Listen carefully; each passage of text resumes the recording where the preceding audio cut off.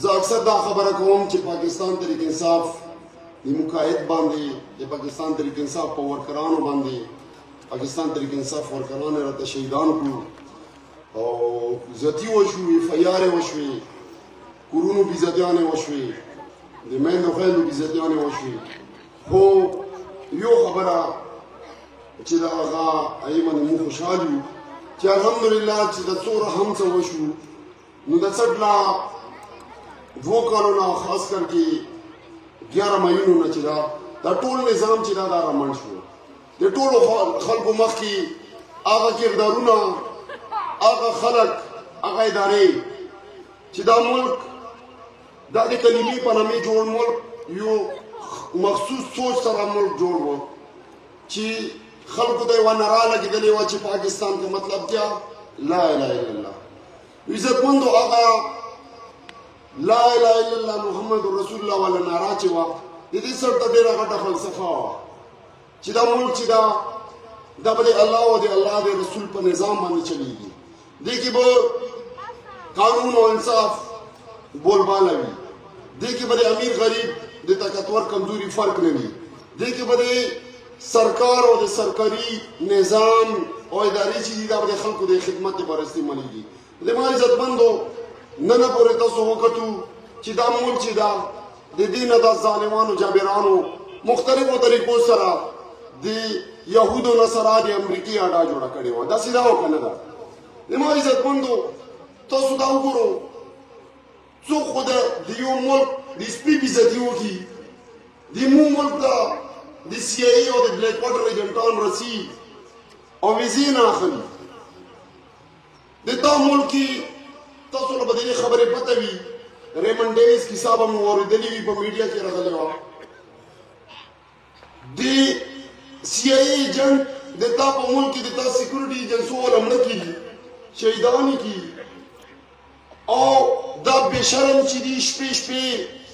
د هغو په وارثینو باندې په زور باندې جوړه وکړي او سبا یې چې دا هغه یې امریکې ته رسولی وي دوره تابعداري دوره غلامي زما عزتمندو په یوه ټلیفون کال باندې ته په خپل ملک باندې 15-20 سال چې دا جنګ مسلط کړي دا چې ته ملکونو کې شوي دي دا چې ته په تاریخ کې شته ما ته خو نه لګي چې ته په 2000 تاریخ انساني تاریخ کې دا شیونه چې ته تېر وي زما عزتمندو دا ملک خو د کلمې په نامې جوړ و دې ملک ته خلکو ډېر خواهشات کړي وي دې ملک ته خو هغه د انډیا نه ډېر په مینې باندې خلک راغلي وي دومره په مینې راغلي وو چې مخکې کتل چې په لارې کې مې مرګ ده سکانو هندوان چې دي خلک قتل کول چې ګاډي به راورسېدو ټرین به راورسېدله نیم نیم سورلۍ چې دي مهاجرین دي مورونه مسلمانان چې دې ملک ته خواهش کول د راتللو والا هغه پکې شهیدان کېدو به شهیدان به پکې پراته وو د خاندانونو نه به یې ماشومانې بچې سیکانو هندوانو اوچتې کړې هغه د هندوانو په کورونو کې چې دي هغه غټې شوي دي بوډېګان شوي دي مړې شوي دي عزتمندو دې ملک دپاره خلکو ډېر خواهشات کړي وو که نه دې خبرې ته یې کړي وو چې د امریکې او د یهودو نصارا او د دجال طاقتونه به په دې ملک باندې جنګ مسلط کوي د دوو حکمرانانو نه به ډیمانډ کوي چې ما ته ته د کور نه دې لور روي چاته که او بیا عافیه صدیقي به دو ویر کوي او هغې سره به امریکي جیلونو کې ریپ کېږي دې خبرې لپاره دا ملک ازاد و عزتمندو زما قدرمندو نن د عمران خان ګناه څه ده نن چې د پاکستان تحریک انصاف سره دو شروع کړي دي عمران خان او د پاکستان تحریک انصاف د سپایانو ګناه څه ده عمران خان چې د پیله ورځې نه دا خبره کوي حکومت یې نه و خو د پاکستان تحریک انصاف د خړ پر ځوانان یې راوبستلو او په امریکې او په نیټو باندې د سپلای روکاو کړه روډونه یې دا بند کړو زما عزتمندو عمران خان ګناه څه ده چاهیے چې که پاکستان خارجه پالیسی وي که داخله پالیسی وي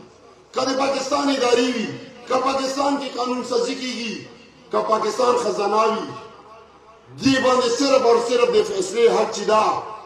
دا د پاکستان ده او د پاکستان د خلکو ده بل د هېچا هم نه ده نه د امریکا ده نه د دجال ده او نه د دجالي قوتونو او په دې ملک کې د دجال والا کوم علاکار چې دي نه د هغو د عزتمندو جګړه صرف همدوره ده. زما ورونو عمران خان ګناه دا وه چې هغه چې د اوسه پورې دا ملک یې وران ویجاړ کړی ده دو ظالمانو. تاسو دې صرف د قومي ادارې وګورو، تاسو پی آی ای وګورو، تاسو ریلوې وګورو، یو یوه اداره چې دا 500 ارب روپۍ چې دا قرضدارې ده په تاوان کې روانه ده. نو د شیخانو خو چې یو کور وي په ټیکټر کې چې دا خپل کور مکمل ساتي په یو ټیکټر او په رکشې باندې د تا ملک والا پورا قومي اداره چې دا ریلوې چې دا 450 ارب روپۍ چې دا قرضدارې ده. زما عزتمندو عمران خان څه ګناه وه؟ عمران خان چې د کوم سوچ سره راغلی و هغه د دغو فرعونانو سره دشمني اخیستې وه. هغه وایي چې ما غریب خلکو ته زه د صحت سهولت ورکړم. ویلې چې دغو حکمرانو خو چې په سر کې به درد شو دا خو به انګلینډ ته تللي. نو هغه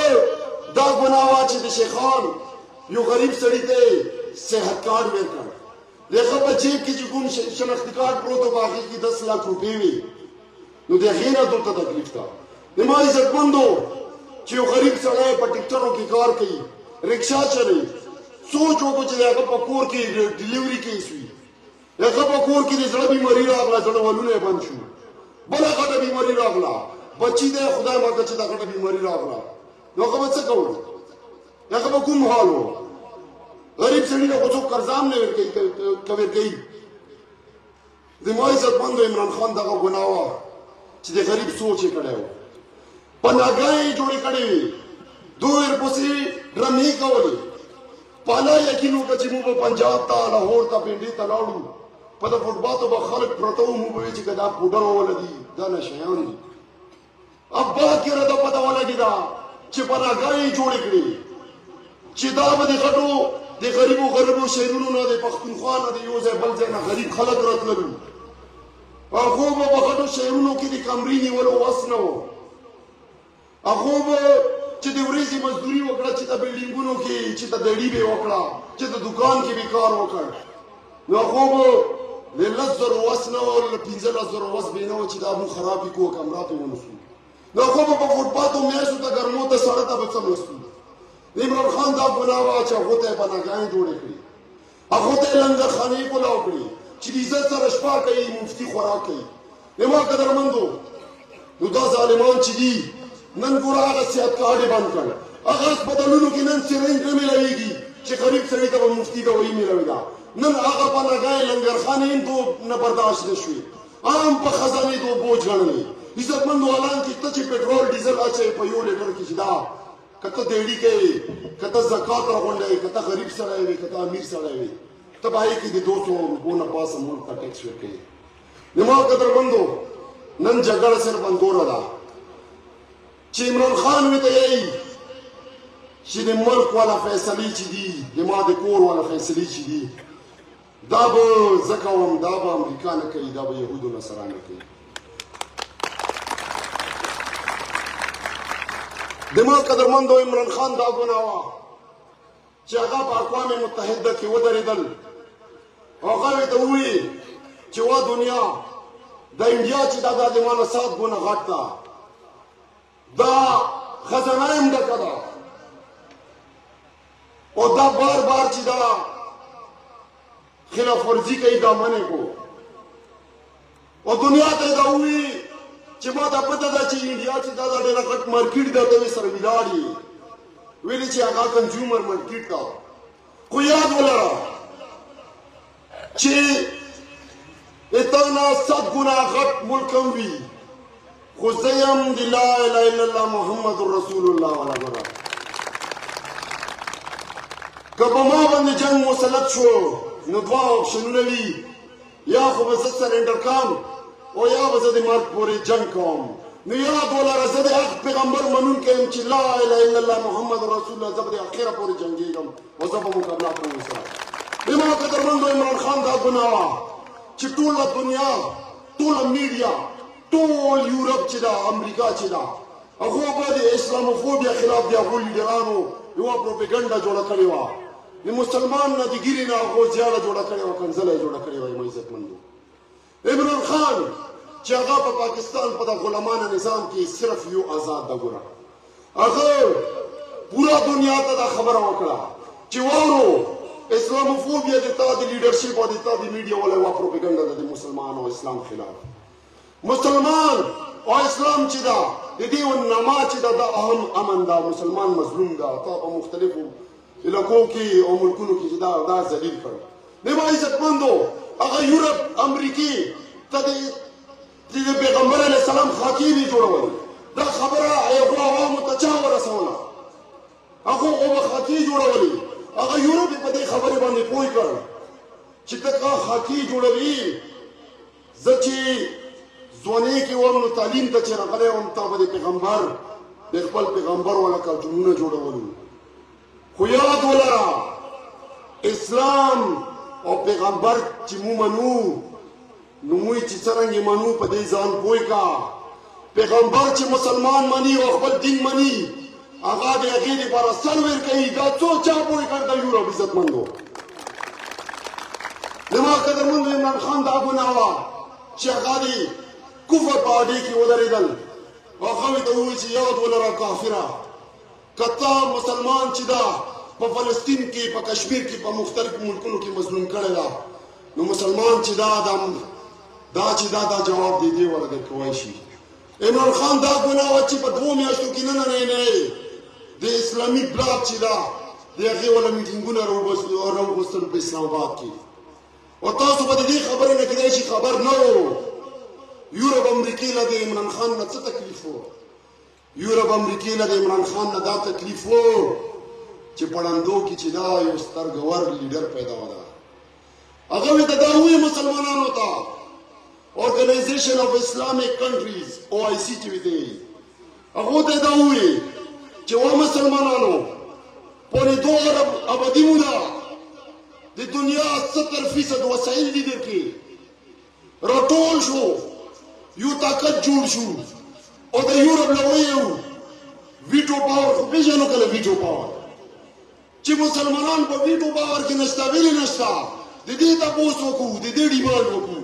زما عزتمندو دونه دا تکلیف و. خو بهرحال یوه خبره صحیح ده یوه خبره کلیر ده چې نن الحمدلله زه د الله نه ډېر شکرګزار یم چې حق او د باطل جنګ چې ده په دې کې چې دا حق چې دا الحمدلله دا د خلکو زړونو ته کوز ده. دا د مو مخالفین به خلکو ته راغلو او په دې خبرو باندې به رضی کولو چې پاکستان تحریک انصاف خو میدان کې هم نشته ده. هغه خو به لیستونو کې به هم نامې نه وي. دا خو به ډوله خلکو ته رانه شي او تاسو ووټ به ضایع کوئ ووټ به مو ضایع شي. خو الحمدلله زه د الله نه ډېر راضي یم. نن پاکستان تحریک انصاف په لیستونو کې هم شته او د خلکو په زړونو کې هم شته. شکر الحمدلله. د ما عزتمندو نن د مو مخالفینو سره د پروپاګاندا نه علاوه څه نشته. حالانکه چې دا د کومو جنډو لاندې ولاړ دي تاسو له خو بدله که نه چې وړې راباندې چوکرې خوړلي وو که نه یې وخوړلي کویر مو شو. عزتمندو دا د هغو پټو لاندې ولاړ دي. پرونې چې څه ویلي خو یاسې نام ویلي چې پښتانه ډېر بېوقوف دي او د عمران خان نه لیډر دو جوړ کړی ده. پښتانه بېوقوف نه دي پښتانه آزاد دي الحمدلله. دا د چا ته سر نه ټیټوي که غریب هم دي لیدوي. عزتمندو دا پیپل پارټي مو یاد شي دا زرداریان او شریفان چې پښتانه کله په سخت وخت راغلی و طلبنایزیشن او تورې تیارې وې بېروزګاري وه ګوټن و خلک امن دپاره چې چېرته کراچۍ ته بتللو یا پنجاب ته بتللو نو نن هم میډیا تاسو اوچته کړو. په میډیا باندې به دوڅوي چې د پښتنو نه بډرې بند کړو. دا مارا پرېږدو دا دهشتګردي د مو علاقو کې چې دا بدامني جوړوي. نن په کومې خولې باندې هم چې د عباس اتر راسي و د شیخان د ځوان نه تر نن ووټ غواړي. 15 سال منسټري تېرې کړې سینټري تېرې کړې خپله خو ډېر ټیک ټاک ترقي کړې ده. 2008 نه مخکې حیثیت وګورو نن یې د بورو والا خولې چې دي خلاصې کړي دي. او الحمدلله زه په خلکو باندې فخر کوم چې کوم پروپاګاندا دوه کوله چې خلک به مو په پیسو باندې واخلو الحمدلله نن د چا قیمت نشي لګوای الحمدلله نو اوس د بازیخیلو نه راغلو په الله یقین وکړو د بازیخیلو خور لور چې دا په سختې روژې کې چې په ګرمۍ کې روژې وي په هغې کې هم یو کیلومیټر چې دا ګډي او بلکې چې دا په سرونو باندې راوړي او خپل کمیشنو لپاره سکیمونه چې دي دا په توغو کې کړي دي یو ګوټ باغ ته نه دي لاړې او نن د پاکستان تحریک انصاف ورکر مختلفو ځایونو کې تنګوي د ما جمعیت شکتي ویچت کړې ده د ما والا د تحصیل صدران یې ویچت کړي دي پرون نه بله ورځ د توغو والا د مو چیرمین شوکت خان یې ویچت کړې ده او د ما د نورو کسانو پسې ګرځي خو یاد ولرو چې دا د حق او د باطل جنګ ده او انشاءالله دا پښتانه آزاد دي دا د حق سره ولاړ دي یو ځل بیا د تاسو شکریا ادا کوو ورونو چې تاسو موږ دومره ګڼ تعداد سره عزت راکړ او دا یاد ولرو ورونو چې تاسو څومره مسایل دي څومره تکلیفات دي د هر یو شي نه خبر یو سیاست نه ګټې نه یو راغلي د چا حق خوړو ته نه یو راغلي دا الحمدلله دا د خلق نام پوره یو انشاءالله چې کله وخت پوره کېږي بیا به مو حلف درکوو انشاءالله چې د چا حق به انشاءالله نه خورو خو دغه پروپاګنډې چې دي د شریعه اربعین خلاف د تاسو دا شاملات معاملات دي الحمدلله په اودسه کې ولاړ یو چې د اوسه پورې په دې معاملاتو کې چا ګوتې نه دي والې زموږ مخالفینو سره زموږ خلاف څه شته نه نو چې څه وي سره نه وي بیا خامخا څه یې نو دا خبرې به خلک ډېرې کوي انشاءالله تاسو به د چا خبرو کې نه رسو زموږ یقین ده دا مقابله چې ده د عمران خان او د هغه د سپایانو چې ده دا یاد ولرو عمران خان د تاسو د نسلونو جنګ کوي ګوره دا غریبي او تکلیفات چې دي دا مقدر کې نه وي ګوره دا ملکونو کې ګوره یو لیډر راشي د ملکونو تقدیر بدلوي بیا د ځوانان دې ځای کې ناست دي دا د ګوګل کې د سنګاپور د نن نه 50 سال مخکې تاریخ موږ ګوري او نن دی موږ ګوري یکی لیډر خدای پاک پرې کړی ده او سنګاپور کې د سکلو اوبه نشته د ملیشیا نه په پیسو باندې سکلو اوبه اخلي خو نن د جاپان مقابلې کې معیشت ته عزتمند و دا یاد ولرو د عمران خان جنګ د دې ظالمانو جابرانو سره نشته ده نه د مولي عظیم باغ ورا سره شته نه د دې زرداریانو شریفانو سره د نه د دغه مولایانو سره ده د عمران خان جنګ دا د یهودو نصارا د دجلي قوتونو سره ده انشاءالله